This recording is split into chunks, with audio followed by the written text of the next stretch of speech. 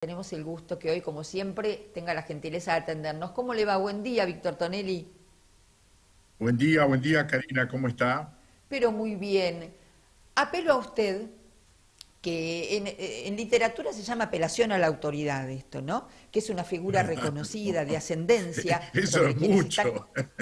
que están interesados en la materia, para pedirle en principio su visión respecto de la decisión que adoptó el gobierno nacional con relación a la importación de vacunas antiaftosa. A ver, la decisión de liberar mercados en todos sentidos, y esto lo digo con la amplitud del ida y vuelta, siempre la voy a ver positiva. Es decir, abrimos importaciones y también estamos solicitando y pidiendo la misma actitud de parte de nuestros mercados. Tendrán todo mi apoyo.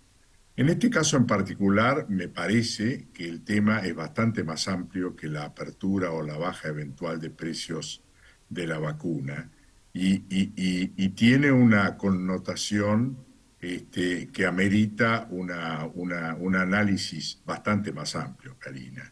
Yo veo digamos, la forma en que se instaló el tema es absolutamente parcial respecto del costo de la vacuna, pero no se analiza los riesgos eventuales, las implicancias de la toma de decisiones. Se carece de cierta información, por lo menos pública, respecto de los niveles de inmunidad que tienen nuestros rodeos en los distintos estadios por edad y categoría. Eh, ¿Qué tantos riesgos podríamos asumir pasando de una vacuna cuadrivalente a bivalente? Son temas que a mí me exceden claramente y creo que exceden a la gran mayoría de los opinantes. Y se focalizó el tema en que si el costo era más caro o más barato que en nuestros países vecinos, sin hacer un análisis complejo. Y además, y con todo respeto a los que piensan y opinaron de otra manera, se habló de que el costo de la vacuna, y eso quedó plasmado en todos los medios de opinión, era de $2 la dosis, cuando en realidad los $2 por dosis, que más o menos siguen manteniendo el costo de un kilo de novillito o de ternero por aplicación, implica también todo el costo, la logística y la aplicación por parte de las fundaciones y el funcionamiento de estas entidades implicados dentro del costo de la vacuna. Cuando se compara con nuestros vecinos, se habla del valor a salida del laboratorio de la vacuna, con lo cual estamos confundiendo un poco los términos y me parece que el debate que se planteó se quedó en una mínima proporción del concepto en sí mismo. Disculpe que se lo hice largo, pero No, es un tema complejo. al contrario. Le voy a pedir, si usted me lo permite, desagregar algunos de sus conceptos. Vayamos en primer lugar a una cuestión que fue la que desató, entre comillas, la cuestión, que es la del precio. Si no le parece mal hacer como un análisis de, en realidad, ya estamos hablando del enfriado, el traslado, un país inflacionario, bueno, un montón de cosas. Y por otro lado, si no le parece mal, luego vamos a hablar de lo que representa hoy la vacunación para la Argentina. Yo no puedo dejar de pensar en el tema poliomielitis que algún dirigente agropecuario me mencionó una vez, pensando en Brasil, por ejemplo, que está ahí pegadito. Pero vamos al precio primero. Digamos, yo creo que siempre tuvimos la sensación de que el monopolio durante muchísimos años de la producción de la vacuna, y hoy no hay monopolio, pero sí hay oligopsolio, digamos, hay solo dos fábricas que lo producen. La tercera, que era ACA, digamos, dejó de producirlo, si bien lo distribuye, lo produce en otro laboratorio. Eh, la verdad es que siempre nos dio la sensación como productores que no teníamos la libertad eventual de contar con un precio más competitivo o que la competencia estaba muy limitada. Por eso surgió esta cuestión del precio que, insisto, se ha puesto como punto determinante y para mí es una de los componentes del debate o en todo caso de la discusión abierta y libre, ¿no?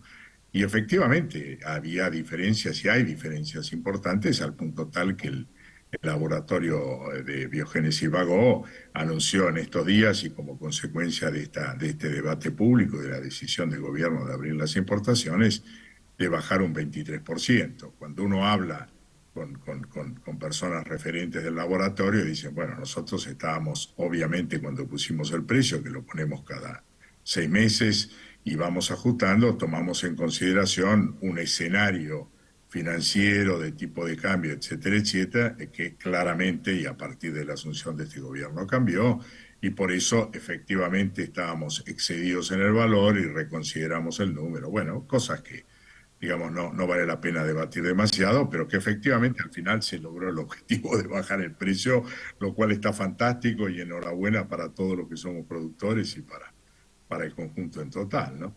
De modo tal que ahí el único punto que me queda es un poco las dos cosas que dije, es el precio de la otra vacuna, sin el componente de las otras dos cepas que intervienen, está bien, está mal, es un riesgo que debemos asumir, no debemos asumir. Pensemos que hoy dentro del Mercosur, dos países, uno ya tomó la decisión de dejar de vacunar, que no es el menor, es el principal hoy exportador de carnes del mundo, que es Brasil. Paraguay lo está considerando, Bolivia, que participa colateralmente del Mercosur, también ha tomado la decisión de dejar de vacunar. Y hasta ahora, digamos, los dos que nos hemos mantenido firmes con el sabor del dolor que nos provocó haber estado o haber roto la inmunidad en el 2001 y lo que significó para todos esto, Uruguay y Argentina, todavía estamos defendiendo la vacunación. Y acá sí vuelvo al precio por un minuto, digamos. Más allá de la cuestión, si efectivamente nosotros estamos pagando $2 la vacunación, con la aplicación y con todo el soporte de las fundaciones que implica, y eso significa 1 kilo de ternero o 1 kilo de novillo, yo particularmente diría, muchachos, yo por 1 kilo de novillo me compro el seguro de no tener problemas. Dos cosas. La primera tiene que ver con la OMSA, ¿no? Revisando un poquito, porque hay un capítulo que tiene que ver con la aftosa. De ninguna manera se ha reducido la cantidad de casos a nivel mundial. Digamos, sigue habiendo aftosa en distintos países, lejanos a la Argentina por ahora, por un lado. Y por el otro lado, pensar que cuando en la Argentina, bueno, fue muy triste aquello de 2001, sin ahondar demasiado, Argentina negó la existencia de la aftosa, eso fue por todos conocido, lo pagó muy caro, el mercado americano tardó casi 20 años, usted me va a corregir, en el de Estados Unidos, que No, es no, un mercado bien importante, dicho. no sancionó la Unión Europea, entre comillas, y para arancelariamente seguimos sancionados por, le pido que me corrija si está mal, seguimos sancionados por Japón. Frente a todo ello y pensando que la cepa que se presentó en aquel momento en la Argentina, la última vez que hubo aftosa, fue una cepa que no está en la vacuna que se importaría, ¿no reviste cierto potencial riesgo? Pregunto con desconocimiento. No, es la pregunta que nos hacemos todos, Karina, y yo desde el punto de vista científico no estoy en condiciones de responder. Le puedo responder como analista ganadero y como Sí, productor. En aquel momento, incluso en que se cerraron las exportaciones, yo era el presidente de lo que era en ese momento la Asociación de Industria Exportadora de Carne, lo que hoy sería el ABC, si bien tenía otra composición y yo no era un directivo rentado, sino que era el presidente de una empresa exportadora. Así que el dolor de lo que nos pasó y el costo que significó haber entrado, haber perdido los mercados que perdimos y el tiempo que costó recuperarlo, a mí todavía las llagas y las cicatrices las tengo muy marcadas, de modo tal que yo diría, no quisiera pasar por una circunstancia similar. Y le sumo un dato más, Karina, que usted bien describió, o dos si cabe en la expresión. La primera es, el año pasado Australia estuvo transpirando o sudando la gota gorda, como decimos en el campo, porque los casos de aftosa en las islas y en las regiones del sur del sudeste asiático fueron feroces y estuvieron a muy pocos kilómetros en sentido figurado de haber ingresado a un territorio que no tenía ningún tipo de defensa en el caso de haber ingresado el virus. Y no estoy hablando de un país menor en el concierto del mercado internacional. Hoy Australia es el número 2 en exportaciones, ¿no? De modo tal que yo no quisiera pasar por eso. Ahora, la cuestión de la OMSA y la cuestión de la pararancelaria que significa utilizar digamos, el hecho de que seamos un país libre de aftosa con vacunación es algo que debe debatirse con mucha seriedad y con mucho más profundidad, porque efectivamente, como bien menciona, Japón y Corea, pero no son los únicos en términos de acceso a mercado, no nos permiten el acceso, en tanto que Uruguay tiene acceso a los dos mercados con la misma condición sanitaria de ser libre de aftosa con vacunación. Y además tenemos prohibido el acceso con cortes con hueso a una cantidad enorme de mercados, sin ir más lejos, a Estados Unidos, que hoy es el mercado más importante en términos de demanda y valor, ¿no? De modo tal que ahí hay una cuestión adicional a todo este debate que debe ser enfocado con mucha fiereza por parte de las autoridades y también del sector privado para poder, digamos, decirles, sobre todo para un corte de carne, ni que hablar de huesado, en el que la posibilidad de que el virus se transmita a través de eso es, yo diría, entre cero y menos cero, ¿no? Una cuestión absolutamente parancelaria. La Argentina hoy tiene un estatus que le permite vacunar al norte del Río Colorado, no vacunar para generalizarlo en la Patagonia, de allí hay cortes que salen, por ejemplo, a mercados que son, entre comillas, más exigentes, insisto, después de tantos años está claro que, bueno, usted me dirá, si no, usted me dice yo científicamente no puedo señalarlo, pero uno hablando con quienes son expertos en la materia nos dice no hay razones científicas para establecer esas medidas para no comprar carne por fuera de la Patagónica, pero además representa en términos económicos la exportación de carnes argentinas un número muy importante, no solo lo que sale, sino todo lo que genera como trabajo. Yo pienso todo el tiempo en no poner en riesgo eso. No, sin duda, Karina, para que tenga una idea hoy, con la liberación de todo tipo de restricciones a las exportaciones que este gobierno puso en marcha a partir del 1 de enero, en este primer trimestre las exportaciones van a estar participando casi en un tercio del total de la oferta disponible, de carne disponible. Veníamos creciendo rápidamente, nos habíamos instalado en torno del 25%, que era el límite que el gobierno anterior había impuesto, no sé por qué el 25%, pero bueno, ellos sabrán, y se sacó la liberación y pasamos de participar del 25 al 33%, o sea que hoy un tercio de las exportaciones del destino, perdón, de la oferta disponible de carne vacuna va con destino a exportación, y le agrego algo más.